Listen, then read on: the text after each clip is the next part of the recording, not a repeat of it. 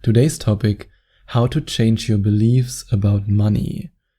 What's holding so many people back from manifesting the amount of money that they want in their life are the limiting beliefs that they accumulated in their childhood, during their teenage years, and then in their professional lives.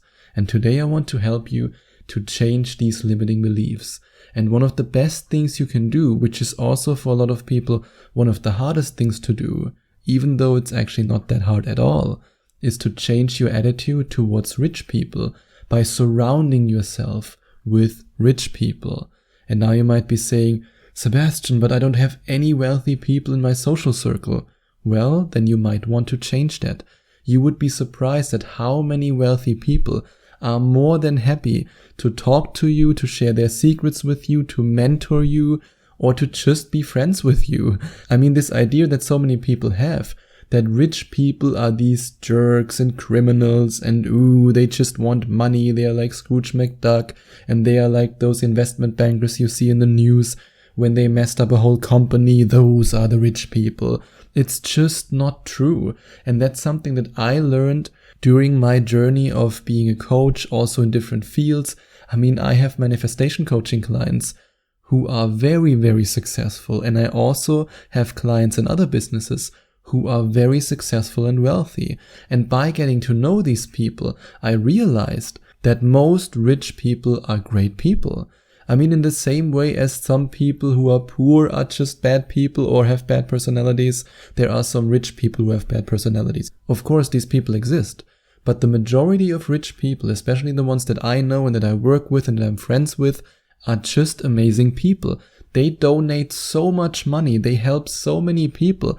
They just don't post on Instagram, and they just don't post on TikTok and say, oh, you see, virtue signal. They don't make a selfie while giving something to a homeless person and then taking it away again after the selfie. They do all these things in quiet without telling anyone about it.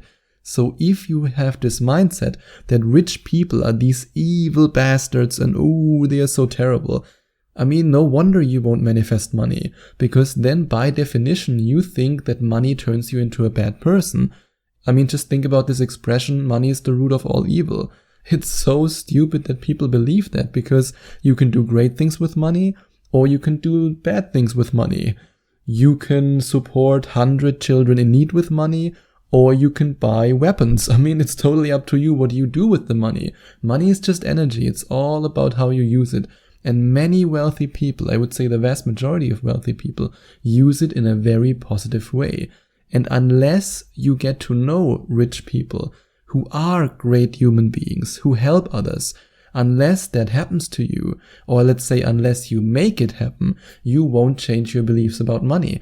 Because when your parents, for example, always told you, those people on top, we as the little man, they just control us and we have no chance. That's the typical victim mentality. And when you have this mentality, you won't be able to manifest money. But if you break free from it and you say, hey, let me go to investment seminars, let me go to investment meetups, let me talk to people who are very successful and get to know them. And you will then see in the process that they are amazing people. And I would really say that this is the single most important decision that I made in my life, that I surrounded myself with people who were way more successful than me. Because that's when I realized that people who have money are actually very kind and generous. And that changed my beliefs about money, which then allowed me to manifest more money. And then stop seeing a lack of money as a virtue or as something spiritual. I've heard that so many times from people who tell me, I'm spiritual. I don't need money. No, I'm not a capitalist. No, oh no, I'm not that. I'm spiritual. I mean, if you're really spiritual, let me ask you this question. You want to help somebody, right? You want to give back. You want to contribute. You want to lift others up. If I would still be broke, and I used to be broke, would I be able right now to sponsor several children in developing countries and to make sure that they get an education, to help them, that they have food on their table? Would I be able to do that? I wasn't even able to feed myself with healthy food. How in the world would I then be able to do it for other people? And what's worth more? Cooking one meal a day because you say, I don't need money, I'm spiritual. I cook this one meal for somebody who I give something to. or you have the money to feed 100 people with a meal. I mean, I once read that Tony Robbins, I don't even remember if he feeds millions or if he feeds hundreds of thousands of people. But I say, and I really mean that, give more money to Tony Robbins. If he does that with his money, I mean, hey, that's awesome, that's great. And then there are still people, when Tony Robbins, for example, feeds hundreds of thousands of people or however millions he feeds, that would then say, yeah, but he lives in a mansion, he shouldn't do that. I mean, hey, you also want to manifest nice things for yourself, right? So when it comes to money, a lack of money is not a virtue. It's not something that makes you spiritual. I mean, I've heard it so many times. You know, I'm broke, but I'm happy and I'm kind. And these rich people, they are bad. And this goes back to the first tip that I shared with you, to surround yourself with rich people so that you see that not all of them are bad. So many people use this as an excuse to not change anything about their situation. They then say, oh, you know, I'm better than them because I'm kind and I'm generous.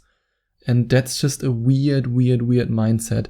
When you really think about it, it doesn't make any sense. And yes, I admit it, I've also had this mindset once upon a time. Because I thought that all these expressions of, oh, money is the root of all evil, oh, look at these rich people, that all these things are true, but they are not.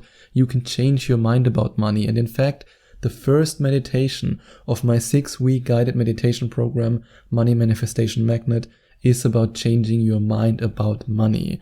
And if you decide to invest in this 6-week Money Manifestation Magnet program, then within the time span of 6 weeks, and it takes about 6 weeks to reprogram your subconscious mind, we will together reprogram your subconscious mind for more money, for accepting more money into your life, and we will raise your vibration to a frequency where you are a vibrational match to money.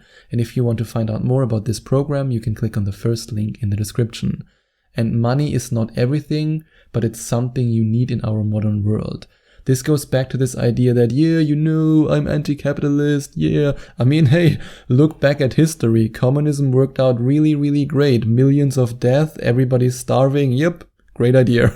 I think the only people nowadays, and this is actually something that makes me a little bit sad, the only people who believe that communism is a good idea are millennials from rich families who never had to pay for anything and who then demonstrate in their clothes that they bought in shops that are only possible with capitalism, and then they protest capitalism is bad.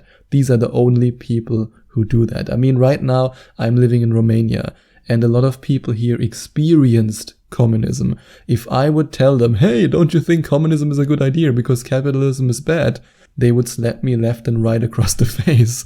So no, money is not bad. And money is not everything. I admit it. Love is important. Happiness is important. Health is important. These things are all important. But even when you think about health, you want to eat food that makes you healthy. And unfortunately, a lot of big corporations are very interested in feeding you cheap food that is full of MSG and all kinds of other toxins. And yes, eating healthy is more expensive in general than eating bad food. And in the same way, health insurance costs money. We just live in this world.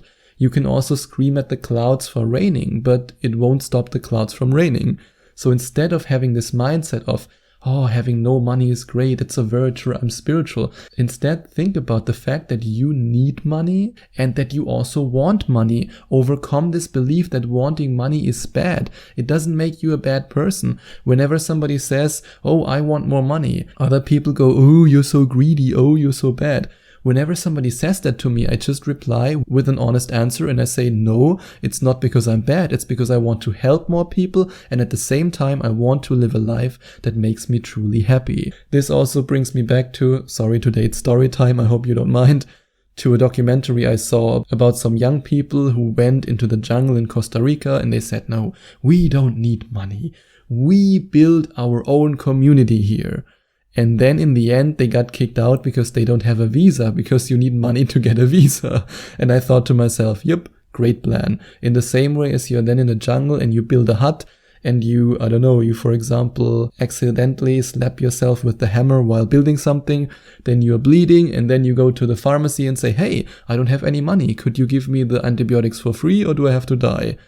I just wanted to share these stories with you to show you that in our world today, this idea that having no money is great is absolute nonsense. It doesn't make you more spiritual. In fact, it restricts your ability to help others, and by helping others, you increase your level of consciousness and you embark on a new stage of your spiritual journey. And that's why I say money is great, and you don't have to make the same mistakes that your parents made. And like I said, today is story time. One of my most profound experiences that I made with money, or let's say with lack of money, was when I was working as a lecturer in Bangkok. And back then my business was making nothing. I was always stressed. That was before I discovered the law of attraction. But nowadays I'm pretty sure that's when the universe showed me, hey, you need to change something.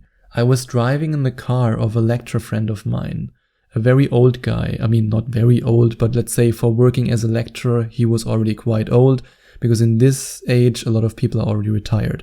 He was in his late 60s and he was driving a very rundown car, and he was also shaking a little bit. I'm pretty sure he had some undiagnosed health issue. Then his car broke down. And I still remember, that's something that I will never forget. His face drenched in sweat because there was no air conditioning. Him shaking and not knowing how to fix the car, with what money to fix the car. Then it hit me at some point during our conversation. He then said, I always wanted to live my life to the fullest. We never had any money and we never had any savings. And then I said, who's we? Yeah, my parents. And by saying we, he identified with the mindset of his parents. And in this moment, to be honest, I didn't really believe him that he was living his life to the fullest, because he was obviously struggling. And if you say we never had any money, we were growing up poor, then you will always stay trapped in this mindset.